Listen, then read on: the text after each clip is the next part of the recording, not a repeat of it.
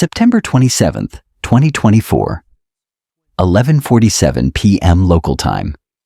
31,000 feet over the Mediterranean Sea. 4 F-35 Air fighters hold formation in total radio silence. Their transponders are off. Their weapons bays are loaded. They carry AGM-158 JASSM cruise missiles. Range 600 miles. Target package Natanz Uranium Enrichment Facility, Central Iran. The lead pilot checks his navigation system. The route is locked. Syrian airspace in 40 minutes. Iraqi airspace 90 minutes after that. Time to target 2 hours, 18 minutes.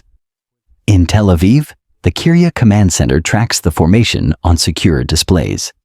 23 officers monitor the mission. The Prime Minister is in the room. The Defense Minister stands beside him. Authorization codes have been entered. The strike is live. 11 minutes later, at 11:58 p.m., the lead pilot receives a coded transmission. 4 characters. The formation banks west, away from Syrian airspace. Weapon systems remain armed, but the aircraft are turning back toward Israeli territory. The strike has been called off. But something is wrong with the timing. The abort order came exactly 2 minutes before midnight, not at 11:45 when the aircraft were still in holding pattern, not at 12:15 when they would have already committed to the route, at 11:58, precise enough to be deliberate, late enough to send a message. The F-35s land at Hatzerim Air Base at 1:33 a.m. The pilots are debriefed immediately. The munitions are removed from the aircraft and placed back into secure storage. Within 6 hours, the mission is classified at a level above top secret. Most people in Israeli defense circles will never know it happened. But someone else did know. Before I tell you who made the call and why they waited until 2 minutes before midnight, I want you to do something. Subscribe to this channel, hit the like button, and in the comments, tell me what you think happened in those final 2 minutes. Because what stopped that strike wasn't a change of heart. It wasn't fear of retaliation. It was something far more calculated. You're about to see how a war was prevented by the decision to do nothing, and how doing nothing required more precision than launching the attack itself. Natanz is not just another nuclear facility. It sits 100 feet underground, encased in concrete and hardened against bunker-buster munitions. It is the operational core of Iran's uranium enrichment program. Destroy Natanz, and you delay Iran's nuclear timeline by years, possibly longer. Israel has planned this strike for over a decade. The route has been rehearsed in simulation hundreds of times. The munitions have been tested against replica structures in the Negev desert. The pilots have trained for night penetration of integrated air defense systems. Every variable has been mapped. Iran knows this.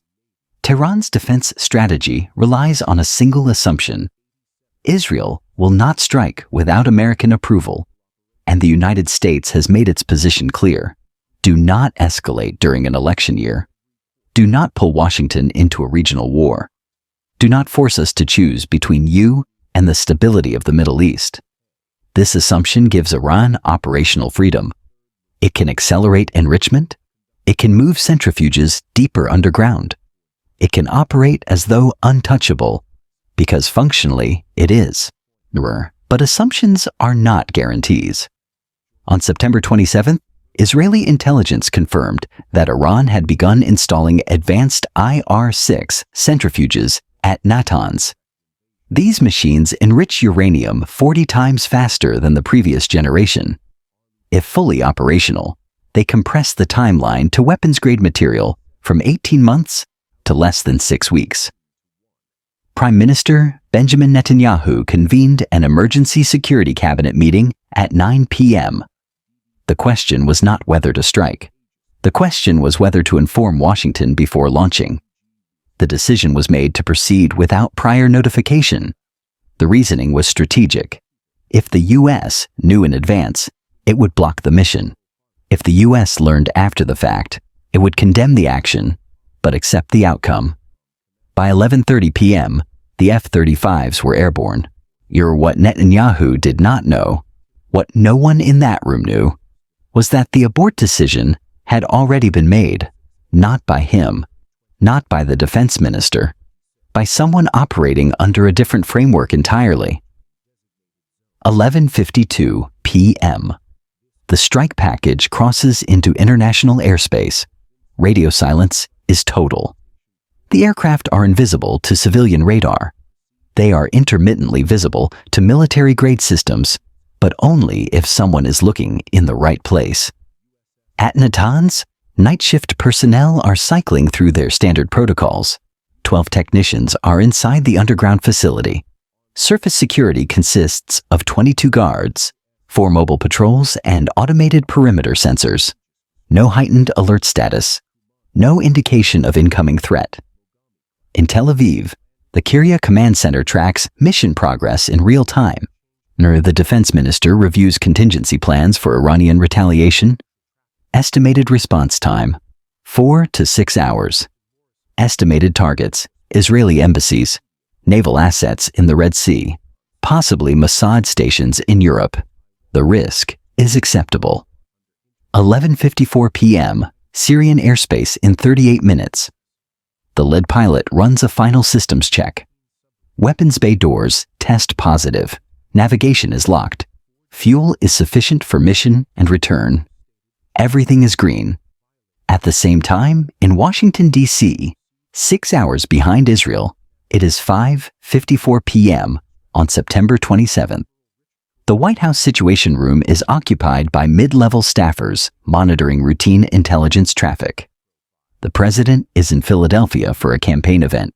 The Secretary of Defense is en route to South Korea. No crisis footing. No emergency session. But someone in Washington is awake. 11:56 p.m. The F-35 formation is 2 minutes from the point of no return, the geographical threshold beyond which aborting the mission becomes operationally complicated. Not impossible, but politically messy. Once past that line, the strike is effectively committed. In Tel Aviv, a secure line connects to a number in the United States. It is not routed through official State Department channels. It is not logged in the Kiryat call register. The conversation lasts 90 seconds. At 11:58 p.m., the abort code is transmitted. The pilots do not question the order. That is not their role. They bank west, descend to cruising altitude, and return to Israeli airspace. The mission clock stops at 2 hours, 7 minutes, 11 minutes short of Syrian airspace, 39 minutes short of commitment. From the perspective of anyone tracking the formation, it looks like a routine training flight. The aircraft never deviated into hostile territory. They never activated their targeting systems over foreign soil. Technically, nothing happened. But in Washington, someone now knows that Israel was 11 minutes away from launching an unauthorized strike on Iranian nuclear infrastructure.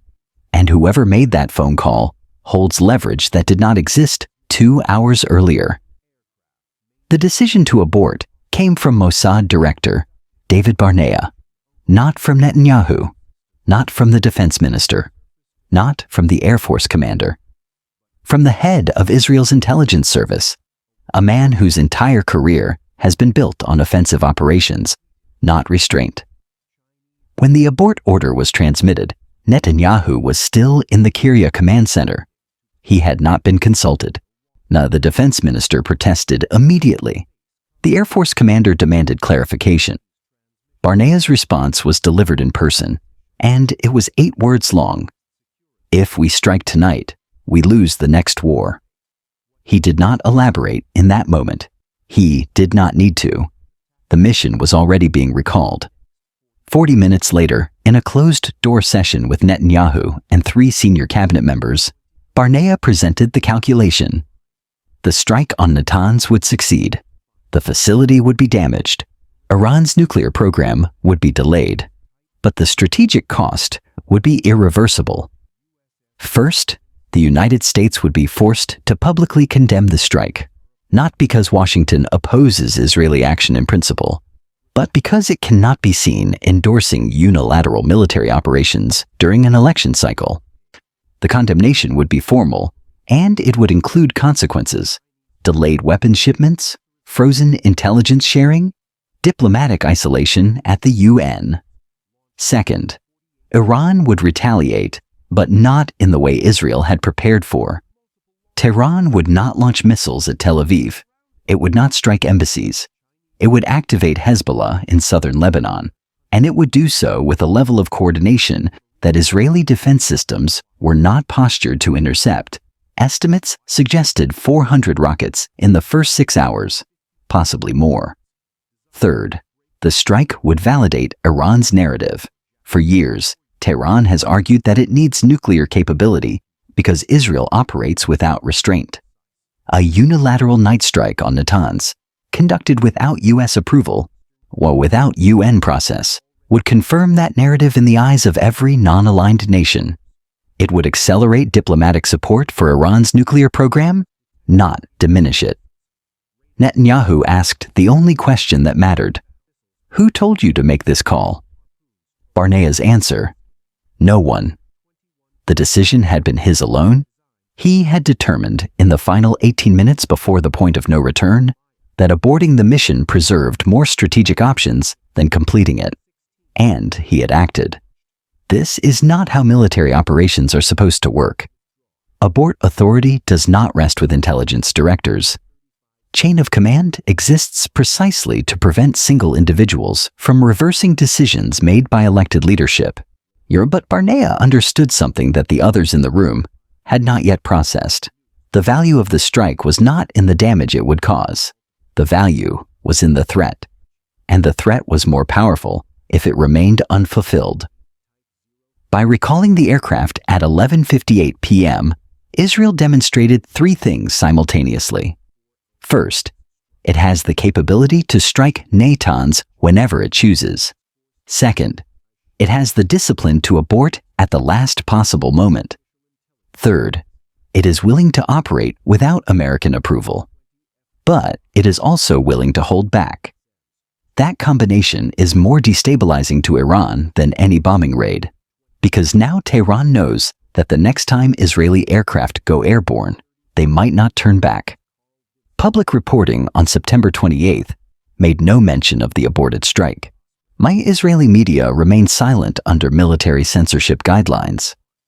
Iranian state television broadcast routine coverage of Natanz operations, showing technicians at work and emphasizing the facility's security. But in private, both governments understood what had happened. Iran's Supreme National Security Council convened an emergency session on September 29th. The discussion centered on a single question: why did Israel abort? 3 interpretations emerged. The first, American pressure forced the recall. The second, technical malfunction. The third, and most concerning, Israel was testing response time and radar coverage. The third interpretation was correct. By flying to within 11 minutes of Syrian airspace and then aborting, Israel collected real-time data on how long it took for Iranian defense networks to detect the intrusion, how quickly command chains activated, and whether any external actors, Russia for instance, provided early warning. The answer to all 3 questions was, not fast enough. Israel now knows it can penetrate to the point of no return without triggering coordinated defense. That knowledge is worth more than a single strike. In Washington, the reaction was more complicated. The White House was not officially informed of the mission until October 1st, 4 days after the abort. When briefed, the president's response was carefully neutral. No public statement was issued. No private rebuke was delivered. The silence was intentional. By not condemning the mission, Washington signaled that it retains plausible deniability. By not endorsing it, Washington avoided being drawn into an escalation cycle. The result is strategic ambiguity, the least satisfying outcome for everyone involved, and the most stable. For Netanyahu, the aborted strike became a political liability. Hardliners within his coalition argued that the mission should have proceeded regardless of Mossad's objection. Defense hawks framed the abort as weakness. But Netanyahu did not overrule Barnea. He accepted the decision, and he absorbed the internal criticism. The reason is simple. Barnea was right. 3 weeks after the aborted strike, Israeli intelligence detected a shift in Iranian operational behavior. Centrifuge installation at Natanz slowed. Security rotations increased. High-value personnel were relocated to secondary facilities. Tehran was operating as though a strike could come at any moment, because now it understood that it could. And that is the psychological effect of restraint. It is not mercy. It is not hesitation. It is the weaponization of uncertainty. The night of September 27th did not prevent a war. It recalibrated the conditions under which that war might be fought. Israel proved it could reach Natanz. Iran proved it could not stop them. And the United States proved it would not intervene to protect either side. What changed that night was not the balance of power. What changed was the perception of inevitability. Iran can no longer assume that American pressure will restrain Israel indefinitely. Israel can no longer assume that a successful strike will resolve the nuclear question. And the United States can no longer assume that it controls the escalation ladder in the Middle East. The next time those F-35s take off, they might not turn back. If you want to understand the wars that almost happen, and why they matter more than the ones that do, subscribe to this channel. We'll keep you ahead of the narrative.